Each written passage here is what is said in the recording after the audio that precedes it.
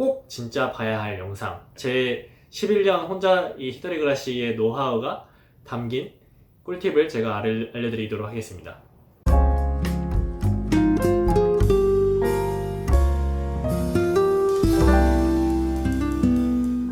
네, 여러분 안녕하세요. 젠지니언입니다. 자, 오늘은 일본에서 여러분 집 구하실 때 진짜 이거는 꼭 여러분들 숙지하시고 정말 집 구할 때 이제 혼자 살 집 있잖아요. 여러분들 기숙사 들어가신다거나 아니면은 어디서 지원을 해준다 그러면 상관이 없는데 여러분들 스스로 구해야 될 때 팁, 정말 이거는 꿀팁, 여러분들 꼭 알고 계셔야 할 제 11년 혼자 이 히토리그라시의 노하우가 담긴 꿀팁을 제가 알려드리도록 하겠습니다.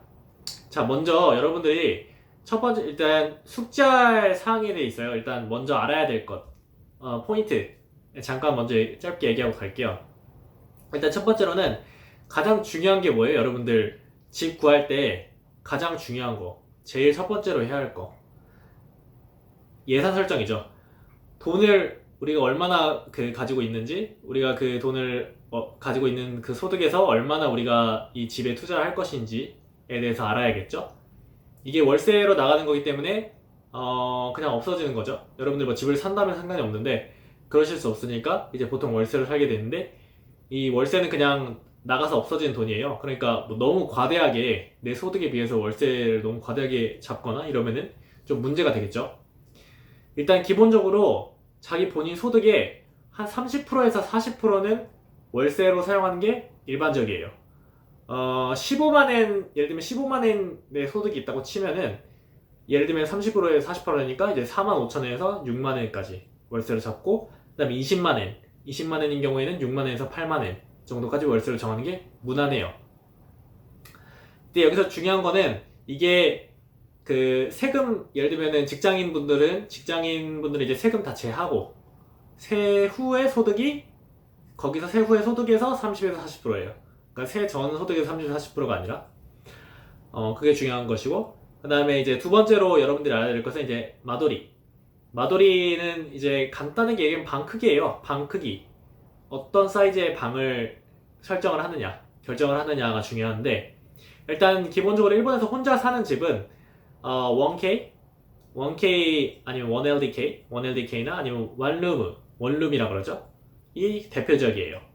그 다음에 이제 보통 이제 룸쉐어, 우리 학생들 같은 경우는 이제 룸쉐어도 많이 하는데, 이제 뭐 친구랑 같이 이렇게 룸쉐어 한다든지, 뭐 한국인 친구랑 같이 룸쉐어 한다든지 그런 걸 고려한다면은 뭐 2LDK 아니면 2DK, 2LDK나 2DK도 많이 찾는 마돌이에요.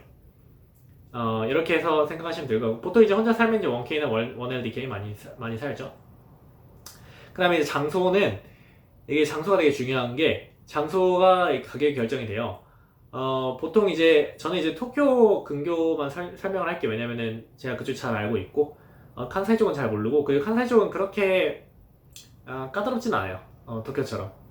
이제 도쿄인 경우 설명을 하면은, 도쿄 중심 이제 23구가 있고, 그 다음에 도쿄 서부에 이제 타마시라는 동네가 있고, 그 다음에 하치오지시라는 동네가 있는데, 이 두 개가 대표적이고, 그 다음에 도쿄 근교에 있는 수도권, 예를 들면 카나가와현이나 아니면 사이타마현이나 아니면 지바현이 있고요. 이바라키는 보통 안 쳐요. 이바라키는 수도권으로 안 쳐요. 예. 그래서 이렇게 세 개 보시면 되고, 평균적으로 가장 집값이 비싼 순으로 얘기를 하자면은, 일단 뭐 당연히 도쿄 중심, 도쿄 23구가 제일 비싸고, 그 다음에 도쿄 23구보다 조금 이제 더 비싼 데, 그러니까 조금 더 싼 데는 이제 도쿄 서부 타마랑 하치오지 지역이랑, 그 다음에 이제 카나가와켄의 이제 카나가와켄 일부, 카와사키시랑 요코하마시가 그 다음 가격이 되고요. 그 다음에 그거보다 조금 더 이제 싼 데는 이제 치바의 일부, 치바에서 이제 후나바시라는 역이 있는데, 후나바시 쪽까지는 좀 싸고, 그 다음에 이제 뭐 사이타마 뭐 이런 식으로 하고요. 도쿄도 뭐 23구 중에서도 약간 북쪽 아다치쿠나, 약간 에도가와 약간 이쪽 북쪽 스카이ツリー아시죠? 우리 스카이ツリー있는데, 그쪽으로 가시면 조금 집값 싼 데도 있어요. 그러니까 뭐 그런 것들이 있고요. 근데 그 대신 동네가 좀 약간 후르이, 좀 낡고 좀 약간 옛날 동네가 있죠. 옛날 동네인 것이고요. 그 다음에 이제 이렇게 장소를 정하면은 이제 살 역을 정해야 돼요. 역 설정은 기본적으로 학생이시면은 내가 다니는 학교, 아니면 직장인은 직장과의 그 통학하고 통근거리, 전철을 타고 얼마 정도 걸리는지 그걸 중심으로 결정을 해요.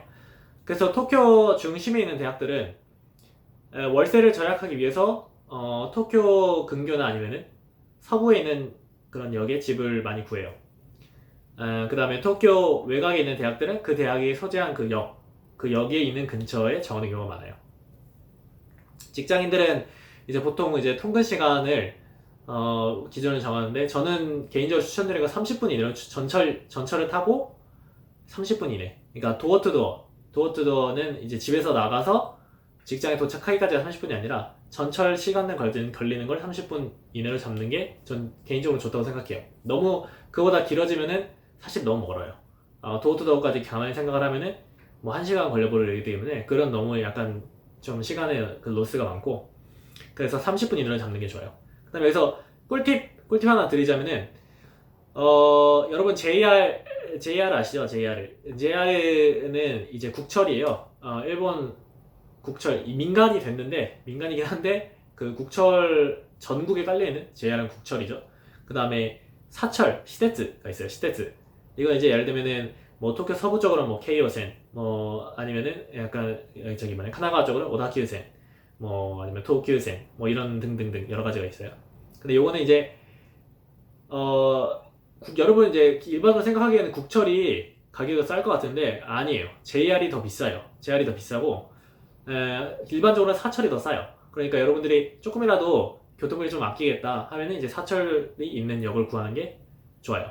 대신 사철은 고장이 많이 나요.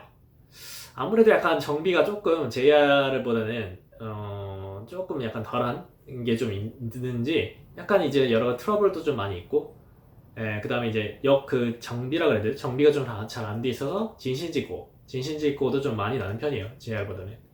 그래서 뭐 그런 건 좀 감안하시면 될 것 같고, 그 다음에 지신직구가 뭐냐면은 그 사람이 예를 들면 전철에 치여가지고 죽거나 아니면 뭐 무슨 뭐 후미길이 전철 뭐 레일 선로로 누가 들어가서 이제 뭐 방해했다거나 뭐 그런 죽거나 아니면 다치거나 뭐 그랬을 때 진신직구를 사람이 다치는 거 그런 걸 얘기를 해요. 그다음에 이제 보통 이제 일본은 이제 이 대중교통 전철이 중심이에요. 그 대중이 중심이기 때문에 역에서 가까우면은 같은 조건의 그 집이라도 비싸요. 비싸지고 여기서 멀어지면은 같은 조건의 집이라도 싸지고 이런 게 있어요. 그러니까 여기서 도보 몇 분 이내 이게 굉장히 중요한 포인트예요. 그 다음에 뭐 참고로 이제 제 집은 도쿄 근교의 카나가와켄의 일부에 속하는 약간 카나가와켄에서도 좀 비싼 지역에 있는 역에서 도보 3분 거리에 마도리는 1LDK 혼자 살고 있기 때문에 1LDK고, 그 다음에 야층은 12만 엔이에요. 그래서 조금 비싼 편이에요. 약간 뭐 도쿄 도심에서도 이 정도 가격에 되는 집도 구하려면 잘하면 구할 수 있을 것 같은데 도보 3분 잘 모르겠지만 어쨌든 뭐 그런 정도의 약간 좀 비싼 집이고, 보통은 이제 일본에서는 이제 1LDK면은 뭐 한 10만 엔 전후로 형성이 된 게 보통 일반적이에요. 뭐 싼 데는 뭐 8만 엔, 7만 엔 뭐 이런 데도 맨션 충분히 구할 수 있고, 뭐 지역에 따라 다른데 뭐 그 정도로 보시면 되고, 그 다음에 일본의 집 구조랑 종류에 대해서 여러분들 아셔야 돼요. 이거는 가장 기본적인 건데, 보통 이제 일본은 이제 맨션하고 아파트로 나뉘어요.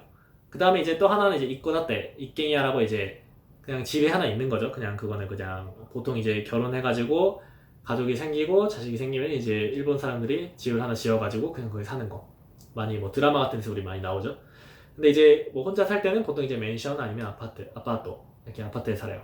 근데 이게 한국의 아파트랑 이미지가 다른 게, 한국과 다르게 아파트보다 맨션이 더 고급이에요. 일본에서는. 그래서 아파트는 약간 좀 옛날 느낌? 예를 들면 이제 일본에서 이제 예를 들면 우리 뭐라 해야 되냐 주공 아파트 같은 거 있잖아요. 한국으로 치면은 주공 아파트, 옛날 주공 아파트, 복도식 주공 아파트, 약간 이런 느낌의 아파트들이 되게 많아요. 그래서 요즘 지어지는 건물들은 대부분 이제 맨션으로 지어져요. 대부분 맨션으로 지어지고, 그 다음에 이제 학생들을 위한 학생 아파트나 학생 맨션도 있어요. 근데 요거는 이제 조금 일반 맨션보다는 살짝 떨어지는 경우가 많아요. 일반적인 사람은 그 대신 이제 싸죠. 가격이 싼 경우가 많고, 그 다음에 맨션은 이제 뭐 그런 학생 맨션도 있고, 그 다음에 일반적인 그냥 일반 맨션, 그 다음에 이제 고층 맨션은 이제 조금 이제 층수가 높은 거, 10층 이상 되는 그런 맨션들.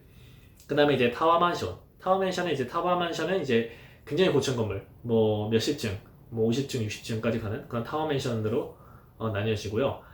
뭐 보통 이제 우리 같은 사람은 타워 맨션에 못 살죠. 타워 맨션은 이제 뭐 기본적으로는 굉장히 도심에 위치해 있고, 여기랑 굉장히 가깝고, 야증이 굉장히 비싼 게 타워 맨션이기 때문에 보통 우리는 그렇게 살지 못하고, 이제 우리가 생각할 수 있는 거는 뭐 일반 맨션, 잘하면 고층 맨션, 뭐 그 정도로 생각하시면 돼요.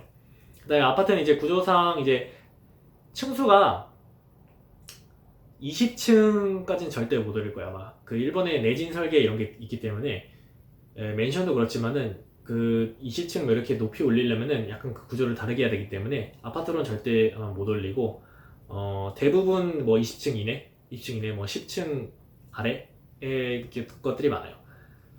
뭐 5층 이하 이렇게 낮은 것들이 되게 많아요. 그 다음에 학생 아파트는 약간 한 3, 4층에 약간 가건물 같은 그런 느낌이 좀 있어요. 그게 되게 조심해야 되는 게, 그런 아파트들을 싸긴 되게 싼데 뭐 보안이나 이런 시큐리티는 아니면은 뭐 보안, 뭐 어떤 여러분들이 이렇게 개인적인 프라이버시나 이런 것들은 거의 없다고 봐야 되기 때문에 사실 누가 그냥 아무나 들어와도 모르는 그런 집이에요. 그러니까 특히 이제 여성분들은, 저는 이 개인적으로는 맨션에 이제 그 보통 오토로크라고 있는데, 오토로크가 뭐냐면은 그 집 맨션 그 입구에 아무나 못 들어오게 예를 들면 키를 갖다 대고 여기다가 키를 넣어서 꽂아서 그 집에 사는 사람들만 들어가서 저기 뭐냐 입출입을 할 수 있게끔 해주는 그런 게 있어요. 그래서 저는 기본적으로 이제 남자는 그렇게 큰 상관없는데 여성분들은 이제 오토로크가 있는 집에 얻는 거를 전 추천을 해요. 그 다음에 여러분들 많이 보시는 게 레오폴리스 같은 업체는 저는 개인적으로 추천드리지 않아요. 그런 업체는 이제 아파트랑 가건물이 대부분이고, 여러 가지로 이제 하자랑 문제가 많아서 매스컴에서도 몇 번 다뤄진 적이 있어요. 그래서 그런 데보다는 여러분이 직접 스모라는 데가 있고, 그다음에 아토홈 뭐 이런 요즘은 또 뭐라 그래야 되지? 리프르라든지 뭐 여러 가지 이제 그런 검색한 사이트가 있어요. 부동산 집 검색한 사이트가 있으니까 그런 걸 이용해서 직접 검색을 해서 발품 팔이를 해서 부동산을 다니는 거를 전 추천을 해요. 부동산을 다니면서 직접 여러분의 집을 보고 괜찮은 집을 계약을 하는 걸 전 추천을 해요. 자, 이제 간단하게 알아봤고요.